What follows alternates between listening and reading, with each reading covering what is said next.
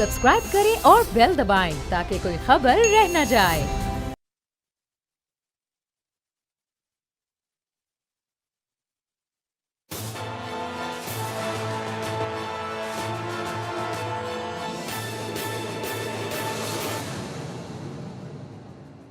अस्सलाम वालेकुम नाज़रीन, मैं हूं आपका मेज़बान समी इब्राहिम और आप देख रहे हैं प्रोग्राम तज्ज़िया। आज का हमारा ये प्रोग्राम एक स्पेशल एपिसोड है जिसका हमने पहले ऐलान भी किया था। आज हम आपको वो मदरसा दिखाएंगे, वो मस्जिद दिखाएंगे जहां अल्लामा खादम हुसैन रिज़वी मरहूम नमाज भी पढ़ाते थे, जुमा भी पढ़ाते थे, खुतबा भी देते थे और नामूस रिसालत के हवाले से जो उनकी गुफ्तगू थी वहीं से उसका आगाज़ हुआ था। ये और आज मैं अपने इस प्रोग्राम में बहुत सारे सवालात का अहाता करने की कोशिश करूँगा। मैं आपको जो साद रिज़वी हैं, खादम हुसैन रिज़वी साहब के साहबजादे, जो अब तहरीक लब्बैक के सरबराह हैं और उनकी तहरीक को आगे ले जाने का फ़रीज़ा अब उनके कांधों पर है, उनसे जो हमारी ये गुफ्तगू हुई वो गुफ्तगू भी मैं अगले हिस्से में जाके आपको सुनवाऊँगा। आप ख़ुद उनकी ज़ुबानी सुनेंगे कि खादम हुसैन रिज़वी साहब कैसी उनकी शख्सियत थी, क्या वो सोचते थे और सबसे बढ़कर के उनका इंतकाल कैसे हुआ, इस पे बहुत स्पेकुलेशन हुई थी। वो भी आप उनकी ज़ुबानी सुनेंगे। फिर उनके मुस्तकबिल के क्या प्रोग्राम्स हैं, किस तरह से वो आगे जाना चाहते हैं, क्या सियासत में हिस्सा लेंगे, क्या किसी सियासी पार्टी की तरह आगे जाएंगे। जो इस वक्त पाकिस्तान में सियासी पार्टीज़ हैं, क्या उनमें से किसी के साथ इत्तेहाद करेंगे, अलायंस करेंगे। बहुत सारे सवालात हैं, ये इनका जवाब हमने लिया। लेकिन सबसे पहले मैं आपको जो एक बहुत बड़ा जो एतराज़ था खादम हुसैन रिज़वी साहब पर और उसका सुप्रीम कोर्ट के फ़ैसले में भी ज़िक्र आया, ऐसा तासुर दिया गया कि जो फैज़ाबाद धरना है या जो तहरीक लब्बैक है, ये कोई फंडिंग हुई है, कोई एजेंसी इसके पीछे है। तब ये कहा गया कि ये नवाज़ शरीफ साहब की जो नून लीग की हुकूमत है उसको गिराने के लिए बनाई गई है और पता नहीं कहाँ कहाँ से शायद इसको फंडिंग आई होगी। तो मैंने ये फ़ैसला किया, सोचा, अपने साथियों से मशवरा किया कि ख़ुद जाकर देखते हैं वहाँ पर सूरत हाल क्या है। तो ये यतीम खाना चौक में एक छोटा सा मदरसा है बिल्कुल मेन रोड पर, और वो जो मस्जिद है उसका नाम है मस्जिद रहमतुल्लिल आलमीन। वहाँ पर हम लोग गए, वहाँ पर हम लोग पहुँचे। बहुत ही एक सादा सा ये सारा मामला था।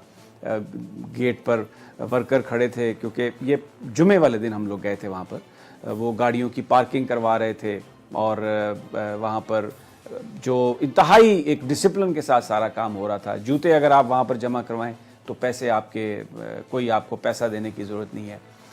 फिर जब हम अंदर गए तो वो जो मस्जिद थी कोई ख़ास उसमें कोई संगे मरमर नहीं लगा हुआ था, कोई ऐसा नज़र नहीं आ रहा था कि यहाँ पर कोई बहुत पैसा लगाया गया है। बस ऐसा ही था कि जैसे आम हमारी मसाजिद हैं उस तरह की वो मस्जिद थी। खादम हुसैन रिज़वी साहब, जिन पर बड़ा इल्ज़ाम था कि बड़ी कोई एजेंसियों की सपोर्ट थी, को बड़ा माल बनाया होगा, पता नहीं क्या किया होगा, वो एक 3 कमरों का फ्लैट और मस्जिद के साथ ही जब आप अंदर दाखिल होते हैं तो सीढ़ियाँ चढ़ती हैं ऊपर और उसके ऊपर 3 कमरों का फ्लैट जिसमें वो अपने अहले खाना के हमरा वो क़याम पज़ीर थे। और मैं क्योंकि ख़वातीन थी वहाँ पर और इसलिए हम लोग फ्लैट्स के अंदर तो नहीं जा सके और वैसे उनका जो अपना जो कमरा है वो अभी तक बंद है, किसी में हिम्मत नहीं है कि उसको वो खोलें। इतना ज़्यादा जज्बाती लगाव है खादम हुसैन रिज़वी के साथ, उनके फॉलोअर्स का या उनकी फैमिली का। और 3 कमरों का सिर्फ वो फ्लैट है जिसमें वो अपने बच्चों के साथ रहते थे। मुझे नहीं पता फिर वो कौन सी दौलत उन्होंने ली, कौन सा पैसा उन्होंने लिया, किस एजेंसी के लिए वो बात करते थे, किस लिए ये सारा कुछ किया उन्होंने कि दुनिया में भी कुछ उनके पास नहीं था। हाँ, एक अलबत्ता ज़रूर हुआ कि वहाँ पर उनकी जो लाइब्रेरी थी उसको हमारे लिए ख़ास तौर पर जो उनके जो वहाँ पर वर्कर्स थे, साद हुसैन जो रिज़वी साहब, हाफ़िज़ साहब से जब हमारी बात हुई, फैसल साहब से बात हुई, वहाँ पर एजाज़ुल एहसन साहब जो उनके नशर व इशाअत के इंचार्ज हैं उनसे बात हुई, अली वज़ीर साहब से बात हुई। तो उन्होंने लाइब्रेरी, उन्होंने कहा पहली दफ़ा बोल्ड टेलीविज़न के लिए हम ये लाइब्रेरी खोल रहे हैं। किसी की हिम्मत ही नहीं हो रही कि वो वहाँ पर आएँ। वहाँ पर कुछ कुतब तो हटा ली गई हैं लेकिन कुछ किताबें वहाँ पर मौजूद, और एक बहुत ही सादा सी जगह जहाँ पर वो बैठ के पढ़ते थे। आपको नज़र आता है कि कोई मर्द कलंदर था, कोई इंतहाई आम सी ज़िंदगी गुजार रहे थे और वो जो हिम्मत ताकत थी वो यकीनन حضرت محمد مصطفیٰ صلی اللہ علیہ وسلم کی جو محبت ہے اس کی وجہ سے وہ ان کے پاس طاقت تھی۔ یہ لائبریری جو آپ دیکھ رہے ہیں کسی کے پاس یہ مناظر نہیں ہے، یہ ہمارے لیے بول ٹی وی کے لیے خصوصی طور پر اس کو کھولا گیا اور جب میں آپ کو دکھا رہا ہوں۔ پھر ایک اور جو بات ہے کہ ان کے بالکل جو ان کی جو قبر ہے جہاں پر وہ آرام فرما رہے ہیں، جہاں پر وہ دفن ہے، وہ مسجد کے ساتھ ہی ہے بالکل وہ جگہ، اور ہر وقت وہاں پر لوگوں کا ایک تانتا بدا رہتا ہے، دعا ہوتی ہے، پھول نچھاور کیے جاتے ہیں، ایک غریب فقیر آدمی، اور ہر وقت وہاں پر درود و ثنا، اللہ کی حمد، نبی صلی اللہ علیہ وسلم کے لیے درود، قرآنی آیات اور پھولوں کی پتیاں جو ہیں وہ وہاں پر نچھاور کی جاتی ہیں، اور یہ ایسے وہ مناظر ہیں جو یہ وہ عزت ہے جو اللہ تعالیٰ، بس اس کی یہ حکمت ہے کہ جس کو وہ عزت دے، جس کو وہ ذلت دے۔ بڑے بڑے حکمرانوں کی قبریں قبرستانوں میں بے یاد، مطلب اکیلی تنہا پڑی ہیں، کوئی وہاں پر جاتا نہیں ہے، لیکن یہاں پر ہر وقت اللہ تعالیٰ کے کلام کی تلاوت، درود و سلام، اور بہت زیادہ ایک ایسے مناظر۔ اور پھر ایک میں آپ کو سنواتا ہوں، وہاں پر جمعے والے دن ظاہر ہے درود و سلام بھی ہوتا ہے جمعے کے بعد، ایک شعر آپ کو میں ان کا جو وہاں پر درود و سلام میں پڑھا جاتا ہے وہ آپ کی نظر کرتا ہوں، جس سے آپ کو یہ اندازہ ہوگا کہ کتنی محبت ہے خادم حسین رضوی سے ان کے فالوورز کی، اور درود و سلام میں کس طرح ذکر کیا جاتا ہے، سنیے ذرا۔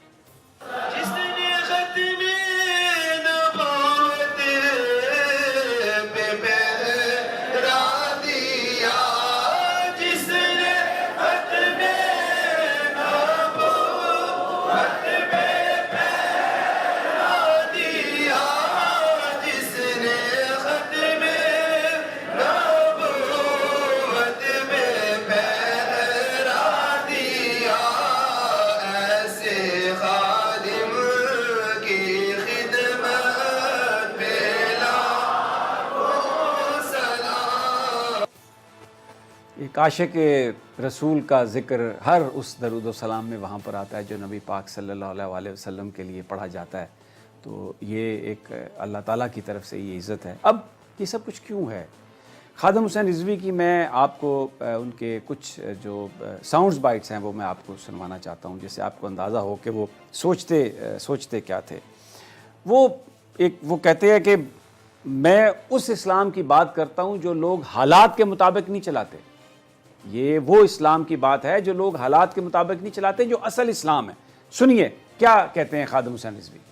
پاکستان کیوں بنا تھا اس کا بھی وہ مطلب بتاتے ہیں، اور وہ کہتے ہیں یہ سمجھنا بہت ضروری ہے۔ انہی کی زبانی سنیے کہ وہ کیا کہتے ہیں۔ بھارت جو ظلم و ستم کر رہا ہے، جو وہاں سے ہمیشہ ہمیں جس طریقے سے باتیں سننے کو ملتی ہیں، جو کشمیریوں کے ساتھ ہو رہا ہے، تو اس کا کون جواب دے گا؟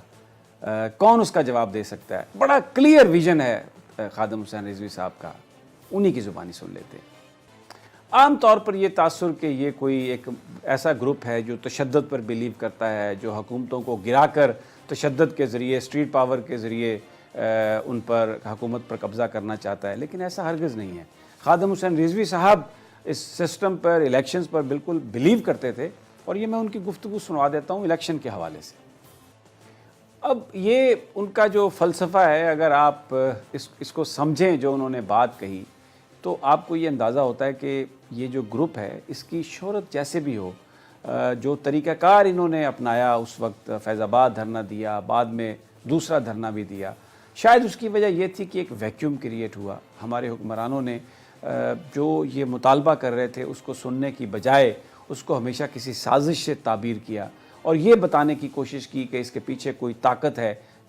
جس طرح آج اگر کسی کو آپ کرپشن کے حوالے سے پکڑنے یا گرفتار کرنے کی کوشش کرتے ہیں تو وہ اس کو وچ ہنٹنگ قرار دیتا ہے، وہ اس کو سارے معاملے کو کہتا ہے کہ یہ پولیٹیسائز ہو گیا۔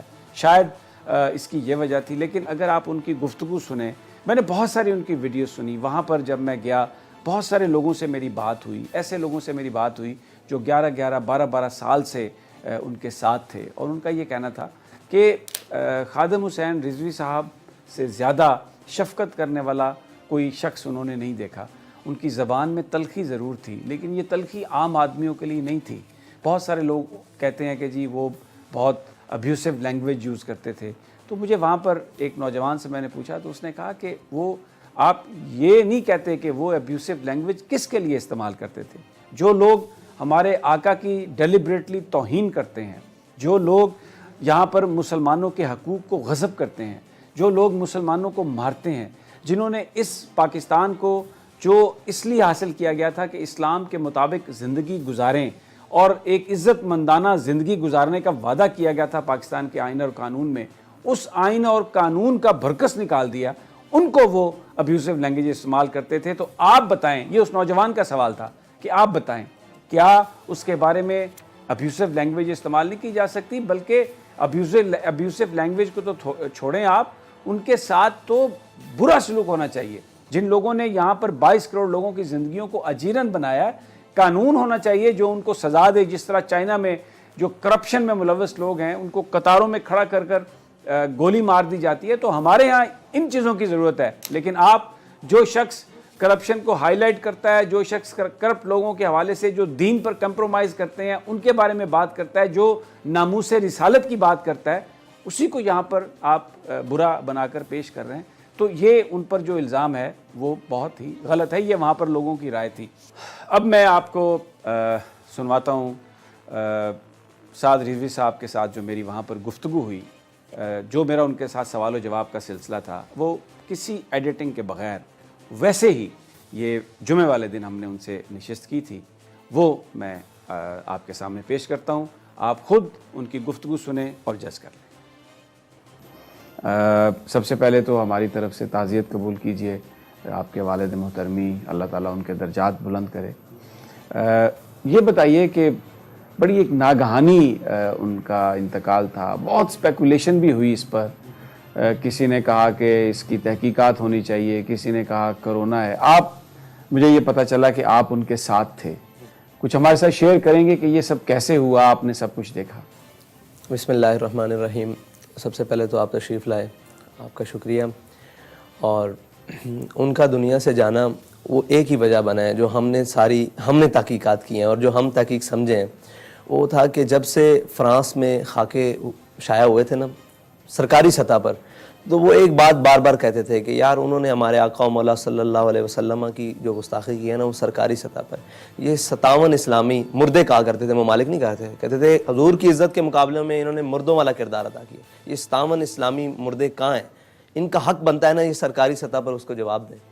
مطلب یہ تھی ان کی ایک اندر کی کڑن, اور اس کڑن کو کوئی بیان نہیں کر سکتا. اور ہمارے ایک شاہ صاحب ہیں, وہ اکثر خدمت کیا کرتے تھے, وہ کہتے تھے کہ جب سے یہ معاملہ ہوا تھا تو ان کے کندھے کبھی کمزور نہیں پڑے, اس کے بعد اندر سے وہ جل رہے تھے, اور وہ جلن ان کی موت کا سبب. یہی ان کی اس دنیا سے رخصتی کا. جی بالکل یہی سمجھنا. ورنہ بخار ہوتا ہے نارمل, آپ کی طبیعت زیادہ بھی خراب رہتی تھی, اس سے بھی زیادہ خراب رہی ہے کافی مرتبہ, لیکن یہ اچانک سے بالکل لمحوں کی بات ہوئی ہے. لمحوں کی بات. تو آپ اس وقت, جس وقت وہ رخصت ہوئے اس دنیا سے, آپ ان کے ساتھ تھے؟ جی بات انہوں نے آپ سے کی؟ میں اس دن تقریباً 12 بجے سے لے کر 11:30-12 بجے سے لے کر رات ان کے وصال سے 10 منٹ پہلے تک انہی کے قریب رہا ہوں. اور میرا یہ معمول ہوتا تھا کہ اگر میں ظہر سے پہلے ان کے پاس بیٹھا ہوں تو ظہر کی نماز میں دائیں بائیں ہو جاتا تھا. اگر عصر سے پہلے بیٹھا ہوں تو عصر کی نماز کا فرصت آتی تھی. اور ان کی زندگی کی ایک سب سے بڑی خاصیت یہ ہے کہ ہم نے ان کو با اہتمام نماز پڑھتے دیکھا ہے, اتنی بیماری کی حالت کے باوجود. ان کے پاس کوئی بھی بیٹھا ہے, کیسے بھی بیٹھا ہے, جب اذان ہو گئی ہے تو وہ بیگانہ ہو گئے. انہوں نے کہا نماز پڑھو. میں اس دن قریب بیٹھا تھا کہ مجھے وضو کراؤ, نماز پڑھ کے آؤ, بس اتنا وقفہ ہوتا تھا. اور اس دن مطلب انہی کا ایک تصرف تھا کہ میں ہر نماز کے بعد واپس آ کے ان کے پاس بیٹھ جاتا تھا, پھر نئے سرے سے بات شروع ہو جاتی, پھر نئے سرے. اور یہ جتنی جہتیں ملاقات, جتنی نمازوں کا وقت, تقریباً 4 نمازیں اس میں عائشہ سمیت, ان سب نمازوں کے وقفے کے دوران ایک علیحدہ زندگی کے پہلوؤں پر اور علیحدہ معاملات کے اوپر گفتگو ہوئی, جو انشاءاللہ بڑی. زیادہ فوکس کس پہ تھا ان کا؟ ان کی ایک ہی بات پر فوکس تھا, اور وہ بات اتنی وزنی ہے کہ کہتے تھے کہ یار ہم ہر ایک سے وفا کا تقاضا کرتے ہیں. ہم چاہتے ہیں کہ مجھ سے میری اولاد وفادار ہو جائے, میں چاہتا ہوں مطلب ہمارے گھر والے وفادار ہو جائیں, ہم جس کے ساتھ ہوں وہ ہمارے ساتھ مخلص ہو جائے. تو کیا ہم نے کبھی سوچا ہے کہ جن کے ساتھ ہم نے اخلاص کرنا ہے ہم ان کے ساتھ پورا کر رہے ہیں؟ اگر ہم ان کے ساتھ وفا کے تقاضے اور اخلاص کے تقاضے پورے کر دیں, یہ کائنات ساری آپ کے ساتھ وفادار ہو جائے گی. اور پھر لوح و قلم بھی کیا چیزیں ہیں, سارے آپ کے ساتھ وفادار ہو جائیں. ہے ان کی. ان کے بارے میں بہت زیادہ پروپیگنڈا بھی کیا گیا. کہا گیا کہ جناب کسی نے کہا کہ یہ جو فیض آباد دھرنا تھا ایجنسی کے کہنے پہ دیا. کوئی کہتے تھے کہ جی بڑا مال آیا. میں یہاں پر آیا ہوں ابھی, یہ میں نے دیکھا ہے آپ کی یہ جو مسجد ہے, پھر جو گھر ہے 3 کمروں کا فلیٹ. تو یہ بیان فرمائیے کہ وہ خود اس بات پر افسوس کا اظہار کرتے ہوں گے, آپ سے کبھی انہوں نے اس پر بات کی کہ یہ جو لوگ باتیں کرتے ہیں کیوں کرتے ہیں, ان کی کیا وجہ ہے؟ ایسی بات ہے کہ ان کے سامنے بھی آ کر ایک شخص نے کہہ دیا کہ جناب ہمیں نا لوگ تانے دیتے ہیں کہ آپ نے پیسے لیے ہیں دھرنے کے. تو کہتے تھے یار ایک میری بات سنو, ہم نے جیسا دھرنا دیا ہے ایسا کسی نے دھرنا دیا ہے؟ ہم بے سر و سامانی کے عالم میں جا کے فیض آباد بیٹھ گئے, ٹھیک ہے جی, شاپر کے ساتھ بارش روکتے رہے, بلکہ بغیر شاپر کے بھی بارش برداشت کرتے رہے, شیل بھی برداشت کیے. وہاں کہہ رہے تھے وہ بات اگلی کرتے تھے, وہ ڈیفینسو کبھی بھی نہیں کھیلتے تھے, وہ اٹیکنگ پوزیشن میں ہمیشہ رہے. انہوں نے اتنی خوبصورت بات کی کہ وہ بھی راضی ہو گیا. کہنے لگے دھرنا بھی ہم نے دیا, پیسے بھی ہم نے لیے, استعفیٰ بھی ہم نے لے لیا, تو ہم سے بڑا کون ہو سکتا ہے کہ ہم پیسے بھی لے آئے اور ساتھ استعفیٰ بھی لے آئے اور ساروں کو شکست بھی دے دی, اور اس بات پر بھی پیرا بٹھا دیا کہ اگر اس طرف آئندہ کوئی گیا تو ہم اس کے گھروں میں بھی گھسیں گے اور ہم اس کے نظریات کو بھی توڑ دیں گے اور ہم اس کے بت بنے ہوئے بت کو بھی توڑ دیں گے, اس کی سیاست کو بھی خیر آباد رخصت ہونے کے لیے مجبور کر دیں گے اس ریاست سے, تو ہم سے بڑا کون ہے. ہاں وہ مطلب یہ تو باتیں ساری سرسری ہیں, وہ ان چیزوں سے بیگانہ تھے. اچھا, ان کی جو گفتگو ہے, بھلے وہ زبان پنجابی استعمال کرتے تھے, حالانکہ ایک لینگویج ہے, لیکن انفارچونیٹلی پنجابی واحد قوم ہے جو پنجابی کو اون نہیں کرتی, باقی تمام قومیں اپنی زبان کو اون کرتی ہیں. لیکن وہ گفتگو میں اقبال کے شعر پڑھتے تھے, شیرازی کے, حافظ کے شعر پڑھتے تھے. بہت ہی ایک ایسی گفتگو تھی, اگر آپ اس کو غور کریں تو ایک ان ڈیپتھ جو میسج تھا وہ دہلا دیتا تھا. تو اکثر مطالعہ کرتے ہوں گے, آپ کے ساتھ بھی آپ کی تربیت میں بھی وہ چیزیں انہوں نے شامل کی, انکارپوریٹ کی؟ بالکل ایسے ہی ہے. میں نے تو سارا جو کچھ بھی سیکھا, اور مجھے انہوں نے ایک سبق دیا, آپ کے مطلب ایکسیڈنٹ کے بعد ایک اور ساتھی ہیں ان کو بھی یہی سبق دیا کہ کتابیں تو 2 حرف سکھاتی ہیں, آدمی آدمی بناتے ہیں. تو ہمارے اندر جو بھی آدمیت ہے, جو بھی ہمارے اندر کوئی وصف ہے کسی بھی چیز کا, وہ انہی کا دیا ہوا ہے, انہی کا سکھلایا ہوا ہے. اور ان کے اندر ایک خاصیت تھی کہ وہ اپنی ہر چیز کو جو ان کے ساتھ منسلک تھی بمانگے دوہل آن کرتے تھے.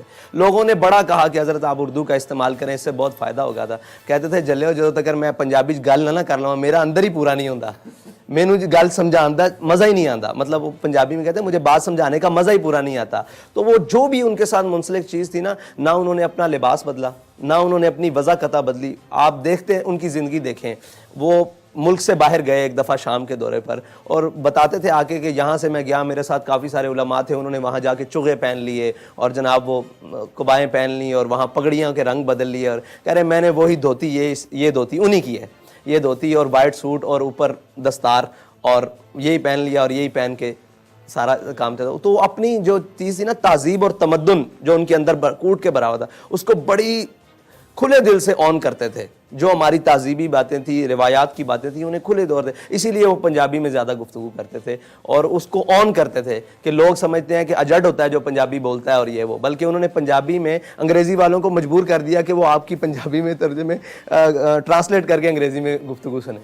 اچھا یہ بتائیے کہ انہیں اندازہ تھا جب وہ اتنے بیمار رہے کہ شاید اب وقت رخصت آ پہنچا, گفتگو سے کچھ آپ کو اندازہ ہوا؟ جی میں ان کے قریب تھا, یہ ان کا روحانی تصرف کہہ لیں کہ انہوں نے میرے ساتھ ساری وہی باتیں کی ہیں جو آج رونما ہو رہی ہیں یا آئندہ آنے والے وقت میں رونما ہوں گی. لیکن میرا ایک مرتبہ بھی خیال نہیں کیا کہ آپ دنیا سے جانے کے لیے یہ ساری باتیں میرے ساتھ کر رہے ہیں اور مجھے سمجھا رہے ہیں کہ رشتہ داری کا کیا تعلق ہے, وفاداری کیسے رکھنی ہے, کس کے ساتھ کیسے تعلقات ہیں میرے, ان کے ساتھ کیسا اٹھنا بیٹھنا رکھنا ہے, تمہارے پر یہ ذمہ داری ہیں, یہ ذمہ داری ہیں, یہ ذمہ داری ہیں. اس مطلب تاریخ کے حوالے سے ساری گفتگو انہوں نے میرے ساتھ کی. لیکن میرا ایک وقت کے لیے بھی خیال, ایک لمحے کے لیے بھی نہیں گیا کہ یہ میرے ساتھ ایسی باتیں کیوں کر رہے ہیں, حالانکہ وہ ساری باتیں وہی اسی مقصد کے لیے تھی. اقبال اس سے آگے کی چیز ہے, کہتے تھے اگر یہ ہم ممبر پہ بیان کریں تو لوگ ہمیں ماریں گے. اقبال سے بڑا مولوی کون ہے؟ آپ نے ہمارے معاہدے کے حوالے سے عملی اقدامات کیا کیے ہیں؟ آپ نے ایک قوم سے معاہدہ کیا, ہمارے والد صاحب کی سنت ہمارے سامنے, ہم اسی ٹریک پر چلیں گے.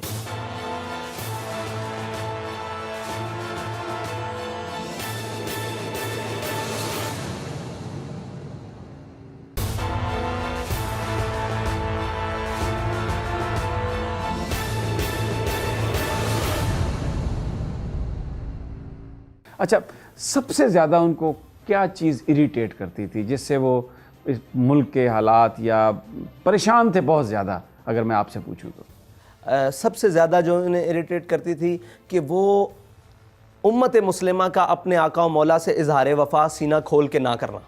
وہ کہتے تھے کہ جب بھی ہم حضور کی ذات کو دیکھتے ہیں, ان کی دی ہوئی شریعت کو دیکھتے ہیں, تو وہ یورپ کی اینکوں سے کیوں دیکھتے ہیں. وہ کہتے تھے اسلام کو اسلام کے مزاج کے مطابق بیان کیا جائے, اور یہی ان کی خاصیت تھی جو انہوں نے کیا, اور قوم نے ان کو قبول کیا, امت نے انہیں قبول کیا, اور ان کی وہ سب سے نکھر کے آئے کہ وہ اس بات کو اس کے مزاج کے مطابق تشریح کرتے تھے اور لے کر چلتے تھے. وہ کہتے تھے یہ فلسفہ, یہ ساری چیزیں بعد میں ہیں, حضور کی ذات پر پوری امت کی آنکھ بند ہونی چاہیے, یہی کائنات کا ہمارے لیے محور اور مرکز ہونی چاہیے. اچھا, یہ ان کا بڑا ایک ووکل سٹینڈ ہوتا تھا, وہ بالکل پرواہ نہیں کرتے تھے. پریشر بھی حکومت کے بہت زیادہ پڑتے ہوں گے, تو اس کا آپ بھی ان کے ساتھ تھے, تو ظاہر ہے آپ بھی اس کو فیس کرتے ہوں گے. اس پریشر سے نکلنے کے لیے یا اس چیز کو, سچویشن کو ہینڈل کرنے کے لیے کیا کرتے تھے؟ کوئی خاص دعائیں صرف مانگتے ایک تھے؟ لمبا ایک دعائیں مانگتے ہوں گے, وہ صاحب ظاہر ہے ان کی دعائیں تھیں, سحر گاہی تو ان کے لیے کمال تھا. لیکن جو دعا وہ اکثر کرتے تھے نا, کوئی بھی کتنی بڑی پریشانی کی بات آ کے بتاتا تھا کہ حضرت یہ ہونے والا ہے, تو وہ کہتے تھے بچے لگ دے نہیں آ رہا ہے پنجابی مطلب, اور جلیا چھاڑ یہ بھی کوئی گل ہے. مطلب اس سے زیادہ وہ اس بات کو اہمیت نہیں دیتے تھے, بلکہ ان کی محفل میں کوئی بزدل بن کے آتا تو وہ دلیر ہو کے جاتا, اور کوئی بھی بزدلی والی بات آتی تو وہ اس کو دلیر بنا کے بھیجتے. فیض آباد میں مجھے ایک ایسا فون آیا جس نے مجھے ہلا دیا اندر سے. مجھے کہا کہ جناب آپ کو یوں کر دیں گے, آپ کو وہ کر دیں گے. میں بھاگتا نا ان کے خیمے میں گیا, کونیاں دھو رہے تھے اس ٹائم, وضو کر رہے تھے, کونیوں میں پانی ڈال رہے تھے. تو مجھے دیکھا اور میری شکل دیکھی نا, تو پہچان جاتے ہیں صاحب ظاہر آخر. تو مجھے دیکھا تو کہنے لگے کیا ہوا ہے؟ میں نے کہا جی ایسے دے. کہتے ہیں جلیا یہ بھی کوئی گل ہے, جدو اسی کہنے حضور دے نا تے مرن آئے بیٹھے, تو کدوں مرنا, آج موقع مل جاوے تو اس تو بعد بات. تو میں باہر نکلا, مجھے ایسے لگتا تھا میں دو عالم سے ٹکرا جاؤں گا. مجھے یقین جانے صرف ان کی اتنی سی بات کے بعد مجھے یہ حوصلہ مل گیا, ایسے لگتا تھا دو عالم سے ٹکرا. اور کوئی بھی بات ان کی محفل میں چھوٹی کرتا, گری ہوئی کرتا, یا بزدلی والی بات کرتا, اس کو دلیری کی باتیں سناتے, اس کو دلیری کی باتیں سناتے. اور وہ جو دلیری آپ نے ان کی گفتگو سے سنی ہے وہی دلیری ہے, اور جو ان کے آپ نے اعمال سے دیکھا ہے اور ان کے کام سے دیکھا ہے وہ دلیری. آپ کی انہوں نے پرورش کی, پورا آپ کو سب کچھ سکھایا, آپ نے انہی سے سارا علم سیکھا. شعر وہ بڑے پڑھتے تھے, آپ کے ساتھ بھی کبھی اس طرح کی کوئی انہوں نے ہوتا تھا مقابلہ؟ جی میرے ساتھ ایک میں نے علامہ اقبال کا شعر پڑھا, اس کے اندر میں نے اضافت غلط کر دی. میں نے جان بوجھ کے غلط کر دی؟ نہیں, میں ویسے بول جی میرے علم میں نہیں تھی یہ بات. میں نے تو اپنے طور پر میں نے کہا جی میں نے یہ شعر یاد کیا ہے, تو یہ شعر میں نے اضافت غلط کی. رقابت علم و عرفاں ہے تو میں نے رقابت علم و عرفاں کہہ دیا. تو کہنے لگے اے طفل تب سے شوق ہم آغوشی ہے ہمیں, جب کہ تجھے رکھتا تھا گہوارہ کنار میں. کہ ہمیں تب سے یہ کام آیا کہ جب تو اتنا چھوٹا سا تھا نا, یہ تو پہلے بیٹھو سیکھو. پھر ہم نے حضرت سے سبکن اقبال پڑھا, اور اقبال کہ وہ اتنے بڑے شہدائی تھے. اور اقبال وہ کہتے تھے لوگوں نے اقبال کو یہی پڑھا ہے, چین و عرب ہمارا ہے, ہندوستان ہے ہمارا. اقبال اس سے آگے کی چیز ہے, اور وہ حضور کی بات بڑی سینہ کھول کے کرتا ہے. اور آ کے جو پڑھے لکھے لوگ تھے انہیں مجلس میں کھول کے کہتے تھے یہ ذرا دیکھنا اقبال نے کیا لکھا ہے. کہتے تھے اگر یہ ہم ممبر پہ بیان کریں تو لوگ ہمیں ماریں گے. لوگ کہتے ہیں مولوی سخت ہے, اقبال سے بڑا مولوی کون ہے. اقبال سے فرمایا حضور کے دین کی جس کو سمجھ آ جائے نا, وہ ساری کائنات میں آگے نکل جاتا ہے. اس بات کو سمجھنے کی ضرورت ہے. اور وہ اس فوکس پہ, اس مطلب بات پہ فوکس دیتے تھے کہ حضور کے دین اور حضور کے فرامین میں امت مسلمہ کی کامیابی ہے, نہ کہ یہ دائیں بائیں ہمارا دوڑنا. اچھا, آپ کی گفتگو سے مجھے ابھی یہ اندازہ ہو رہا ہے کہ کیونکہ اگرچہ وہ بیمار بھی تھے, آپ سے باتیں بھی کرتے رہے, لیکن آپ کو کچھ اندازہ نہیں تھا کہ یہ اس طرح سے وہ رخصت ہونے والے ہیں. پھر یہ اتنی بڑی جماعت ہے, اس کی اب آپ کے پاس, اس کو آپ لیڈ کر رہے ہیں. تو اس چیلنج کے لیے آپ تیار تو نہیں تھے, تو پھر ہمت اور سارا جذبہ کیسے آپ نے اپنے آپ کو ایڈجسٹ کیا اب اس کام کے لیے؟ میں 2015 تک بلکہ 16 تک اپنے والد صاحب کو بالکل ساتھ رہا ہوں. میں نے ان کی ڈرائیونگ بھی کی ہے, سفر حضر بھی کی ہے. لیکن 2016 کے بعد انہوں نے مجھے میدان عمل میں پیچھے رہ کے ہر کام کرنے کے لیے کہا. مطلب جو بھی کام ہوتا, جیسے آپریشنل معاملات ہیں جتنے بھی تحریک کے, وہ مجھے کہتے اس کو کہو یہ کرے، اس کو کہو یہ کرے، مطلب خود پریکٹیکلی کرسیاں لگانے تک، ہر معاملات تک. پھر ہر میدان میں مجھے انہوں نے آگے رکھا. فیض آباد جس دن آپریشن ہو رہا تھا، سب کو کہتے اس کو بلا کے لاؤ. مجھ سے پوچھتے ہیں کیا صورت حال ہے؟ میں نے کہا جی شیلنگ ہو رہی ہے، یہ ہے. مجھے کہتے چلو بھاگ کے آگے جا کے سب سے آگے کھڑے ہونا ہے، لوگوں کو یہ نہ لگے کہ تم پیچھے بھاگے. میں پھر سب سے آگے جاتا، پھر بعد واپس آتا، پھر آگے جاتا، پھر واپس آتا. تو انہوں نے ہمیں میدان عمل میں رکھ کے نا خوف بھی دکھایا. خوف کی جو صورتحال صحیح ہوتی ہے نا، جس میں اللہ تعالیٰ نے کہا وَلَنَبْلُوَنَّكُمْ بِشَيْءٍ مِّنَ الْخَوْفِ وَالْجُوعِ وَنَقْصٍ مِّنَ، تو ہم نے بھوک بھی دیکھی ان کے ساتھ رہتے ہوئے، خوف بھی دیکھا اور نقصان دیکھا، جانوں کا ضیاع بھی دیکھا، سارا کچھ دیکھا. انہوں نے ہمیں پریکٹیکل لائف سے گزارا کہ ہمیں ان کی جو جدائی ہے نا، وہ تو ہمارے لیے ایک ایسا لمحہ ہے اور ایسی ایک داغ مطلب غم ہے کہ جو کبھی مٹ نہیں سکتا. لیکن انہیں ہمیں پریکٹیکل لائف سے ایسے گزارا ہے کہ انشاءاللہ یہ چھوٹے موٹے جو معاملات ہیں، یہ سارے مطلب پریشر اور آپ کہہ سکتے ہیں ڈرانا دھمکانا، ان چیزوں سے ہمیں انہوں نے گزارا ہے، پریکٹیکل گزارا ہے. یہ چیزیں ہمیں انشاءاللہ ہمارے منزل کی جانب بڑھنے سے نہیں روک سکیں. اچھا، اب چونکہ ہر نظر آپ کی طرف ہے اور جس احتجاج کی وجہ سے یعنی وہ بیمار تھے اور اس احتجاج میں انہوں نے شرکت کی، پھر وہ اس دنیا سے بھی چلے گئے، ایک معاہدہ ہوا تھا گورنمنٹ کے اور تحریک لبیک کے بیچ میں. پوری جو اس وقت نوجوان پاکستان کے ہیں وہ اسی کی طرف دیکھ رہے ہیں. سوشل میڈیا پر بھی ہے، 16 یا 15 شاید اس کی تاریخ ہے اگلے ماہ کی. تو کوئی حکومت سے کوئی بات چیت ہو رہی ہے اس حوالے سے؟ جی، ہمارے نمائندگان کی ان سے کافی ساری بیٹھک ہوئی ہے، تو وہ ہم سے پوچھتے ہیں کہ آپ کا ارادہ کیا ہے. ہمارا سوال ان سے صرف اتنا ہے کہ آپ نے ہمارے معاہدے کے حوالے سے عملی اقدامات کیا کیے ہیں. اگر آپ مطمئن کر لیں، ہمیں دکھائیں کہ ہم نے یہ عملی اقدامات ناموس رسالت کے لیے جو ہم نے آپ سے وعدہ کیا وہاں تک کیے، تو ہم ابھی بھی خواہش کرتے ہیں کہ وہ ہماری بات پہلے سنیں. ابھی ان کے پاس وقت ہے، 1 ماہ کا وقت ہے، اس کے اوپر عملی اقدامات نہ کریں. اگر نہیں کریں گے تو پھر ہمارے والد صاحب کی سنت ہمارے سامنے بالکل واضح طور پر موجود ہے. ہم اسی ٹریک پر چلیں گے. اس کے لیے ہمیں جو بھی مطلب قیمت اٹھانی پڑے وہ بالکل ہے، کہ مسلمان کے لیے سب سے بڑی بات یہ ہے کہ وہ اپنے آقا و مولا صلی اللہ علیہ وسلم کے نام گرامی پر اپنی جان دے دے. اس سے بڑی کوئی نہیں. آپ دیکھیں کہ ایک عالم ہو، ایک مذہبی آدمی ہو، اس کا سٹانس بھی ناموس رسالت پر وہی ہوتا ہے، اور ایک جس نے کبھی مسجد کی طرف منہ بھی نہ کیا ہو، اس کا سٹانس بھی ایک ہوتا ہے. کیونکہ علامہ اقبال کہہ گیا کہ وہ فاقہ کش جو موت سے ڈرتا نہیں ذرا، روح محمد اس کے بدل. یہ روح محمد ہے، حضور کی ذات جو ہے نا، یہ روح محمد ہے. اس کی ان کی ناموس اور ختم نبوت کے اوپر جو بھی کوئی معاملہ ہوگا نا، یہ امت کھڑی ہوگی، اور امت کا اکٹھا ہونے کا سبب بھی یہی ہے.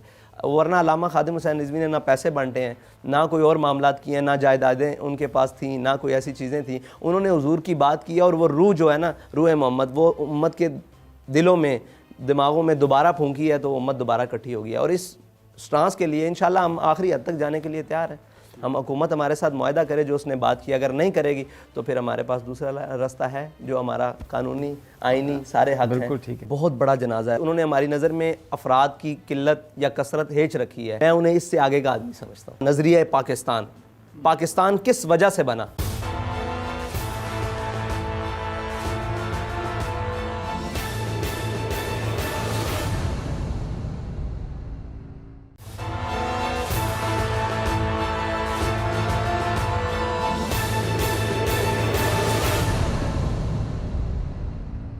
اچھا، نیشنل میڈیا نے کبھی خادم حسین رضوی صاحب کو وہ پذیرائی نہیں دی.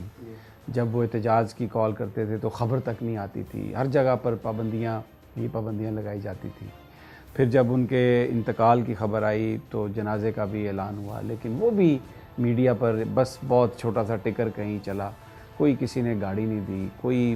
لیکن وہاں پر جو لوگوں کا ایک جمع غفیر تھا، تو بہت سارے لوگوں نے اس کی اس طرح سے وضاحت کی کہ امام حنبل سے وہ کوٹ کیا کہ ہمارے جنازے ہماری صداقت کی گواہی دیتے ہیں. تو آپ یہ بتائیے، جب آپ ان کو ان کے آخری سفر کے لیے لے کے چلے اور وہاں پر پہنچے مینار پاکستان، آپ کو امید اور توقع تھی کہ اتنے لوگ آئیں گے؟ جب مجھے لوگوں نے کہا کہ بہت بڑا جنازہ ہے، رستے میں فون کریں بہت بڑا جنازہ ہے، میں نے ان سے کہا کہ پہلے یہ سوچو کہ جس شخص کو ہم جنازے کی طرف لے کے جا رہے ہیں یہ کتنا بڑا ہے. مجھے معلوم تھا، میں ان کے ساتھ رہتا تھا. یہ چیزیں ہیچ انہوں نے ہماری نظر میں افراد کی قلت یا کثرت ہیچ رکھی ہے، معاملات کی قلت اور کثرت ہیچ رکھی ہے. بہت بڑا جنازہ ہوا، اس میں کوئی شک نہیں ہے، لیکن ہمارے نزدیک ان کی مطلب وہ تو دنیا کے لیے ہے کہ ان کے معاملات، میں انہیں اس سے آگے کا آدمی سمجھتا ہوں. ان کی شان اس سے آگے شروع ہوتی ہے, ان کا مقام اس سے آگے شروع ہوتا ہے. جنازہ کی گنتی تو بعد کی بات, یہ جو ان کے رسم چیلم ہوا ہے اس پر ہی لوگ گنے نہیں جا سکتے اللہ تعالیٰ نے ان کے لیے. تو یہ جو عاشق ہوتے ہیں نا, ان کی باتیں مختلف ہوتی ہیں, اور میں انہیں اس سے آگے کے مقام کا آدمی سمجھتا ہوں. اور بے شک امام احمد بن حنبل نے فرمایا تھا کہ تمہارے اور ہمارے درمیان جنازے فیصلہ کریں گے. تو جتنے بھی آپ نے دور دیکھے, یعنی کہ مشرف سے لے کر اور عمران خان تک, ان سب کو یہ پیغام دیا کہ حق اور باطل کے درمیان اگر تم افراد کی کثرت سمجھتے ہو تو لو, افراد کی کثرت ہمارے لیے کوئی معنی نہیں رکھتی, وہ ہم جب چاہیں اکٹھی کر لیں. اگر ہم دنیا سے جائیں تو ہم ایک پیغام دے کر جاتے ہیں کہ عاشق کا جنازہ ہے. اچھا, آپ کی جو تنظیم, بہت سارے لوگوں کا یہ خیال, آپ نے آپ کی جماعت نے بہت ووٹ لیے, جی جی جی, لیکن شاید ابھی تنظیمی سٹرکچر ویسا نہیں ہے جیسا دوسری پارٹیز کا ہے, جس کی وجہ سے شاید آپ کی حمایت ہے گراس روٹ لیول پر, اس کو آپ ووٹ کی طاقت میں ٹرانسلیٹ نہیں کر سکے. اب اپنی جماعت کو آرگنائز کرنے کے لیے, باقاعدہ پولیٹکس میں لے جانے کے لیے آپ تیار ہیں؟ کوئی آپ کا ایسا منصوبہ پلان ہے کوئی؟ جی بالکل, باقاعدہ پولیٹکس میں تو ہم ہیں, قومی دھارے میں ہم موجود ہیں. ہمارے مخالف قومی دھارے میں نہیں آ رہے, ہم الحمدللہ موجود ہیں. وہ قومی دھارہ یہ ہے کہ ہم الیکشن میں باقاعدہ الیکشن کمیشن میں رجسٹرڈ ہیں. ہم نے 2018 کا الیکشن کنٹیسٹ کیا, اس کے پہلے بھی این اے حلقہ 120 میں نواز شریف کے خلاف, مرحوم کلثوم نواز صاحبہ کے خلاف ہم نے الیکشن کنٹیسٹ کیا. اور جتنے بھی 3-4 تھے نام کے الیکشن کی ضمنی انتخابات. آپ کی جماعت کی بڑی کامیابی تھی, آپ نے بلاول بھٹو کو لیاری میں شکست دی, آپ کے ایک ورکر نے. یہ یعنی میں as a student of politics یہ سمجھتا ہوں کہ یہ ایک سب سے بڑا واقعہ تھا 2018 کے الیکشن کا. جی بالکل, اب واقعہ تو بہت بڑا تھا, اور ایسے بہت سارے واقعات تھے, لیکن وہ نام کے بے دہانی کے اور بے دلی کے, اور جن سے دل لگی نہیں تھی ان کی نظر ہو گئے.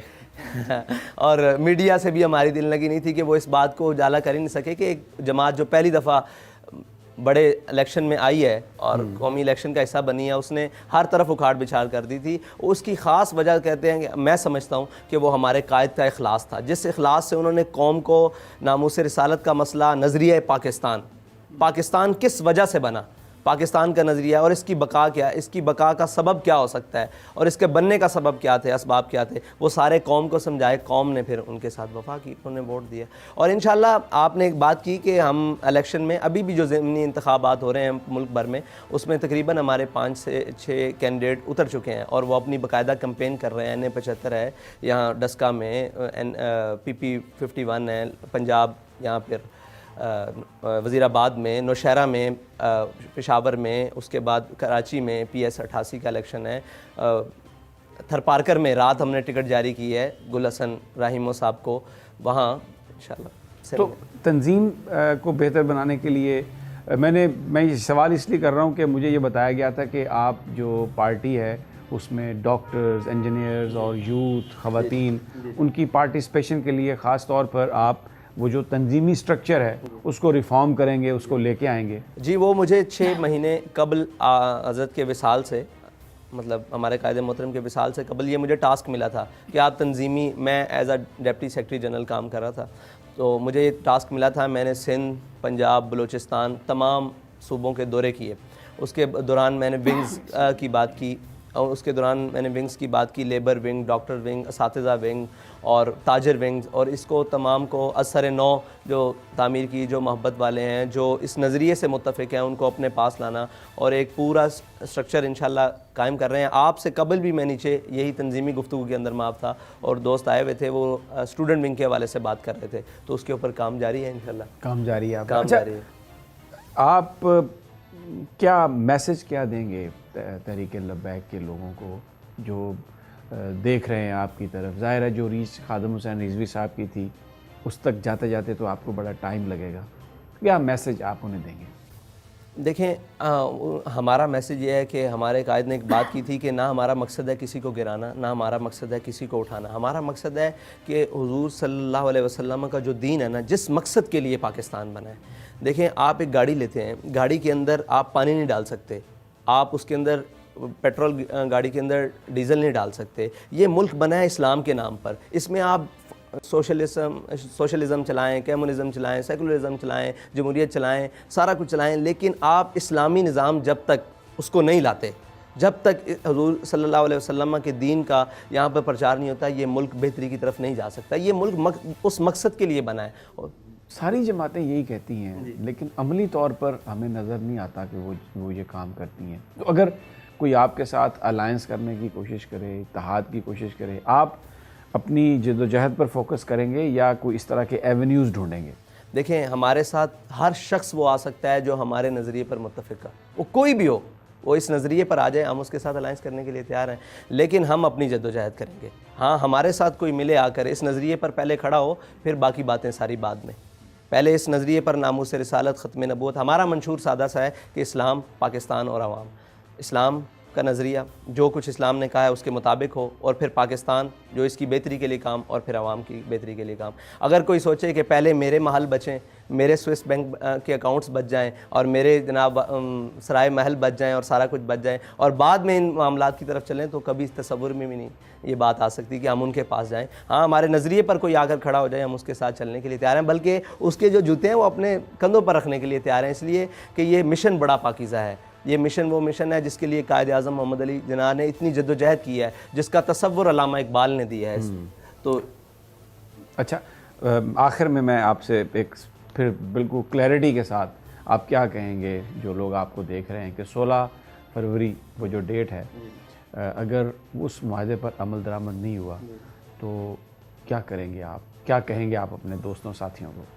ہم پہلے تو گورنمنٹ سے کہیں گے جو ہمارے معاہدہ ہے نا, میں نے عرض کی تھی کہ ہم اس سے پہلے کوئی قدم نہیں اٹھائیں گے. ہم 16 تک آپ کا تسلی سے انتظار کریں گے, 16 کی رات تک آپ کا انتظار کریں گے, 17 کی صبح سے ہم لائے عمل بنائیں گے, اور ہماری ایک باقاعدہ مجلس شورا ہے, اس کے اندر مشاورت ہوگی, اور وہ جو بھی مشورہ دیں اس کے اوپر ہم انشاءاللہ عمل درآمد ہو کر کریں گے. اور قرآن پاک میں اللہ تعالیٰ فرماتا ہے کہ واؤفوا بالعہد ان العہد کان مسئولا. جن لوگوں نے ہم سے معاہدہ کیا ہے نا, ان کو بھی اس بات کے اوپر فوکس کرنا چاہیے کہ اپنے معاہدے کو پورا کریں. اب معاہدہ کر مکرنا, اور نہ اس کو پارلیمنٹ میں لے کر جانا, اور نہ کہیں بھی اس بات کو کرنا, بلکہ یہ کہنا کہ اس کام کو دبایا جائے اور ٹاسک دینا, تو یہ کام دبنے والا نہیں ہے. ہمارے قائد بہت ساری چنگاری اور شعلے لگا کر گئے ہیں سینوں میں. انشاءاللہ ناموس رسالت کی کسی بھی بات پر مداحنت نہیں ہوگی. سعد صاحب بہت بہت شکریہ, آپ نے ہمیں ٹائم دیا, اور وی وش یو بیسٹ آف لک, اور انشاءاللہ جلد پھر آپ سے ملاقات ہوگی. ناظرین, آپ نے سعد رضوی صاحب کی گفتگو سنی, اور انشاءاللہ ان سے ہماری گفتگو کا سلسلہ آنے والے دنوں میں بھی جاری رہے گا. اجازت دیجیے, اللہ نگہبان.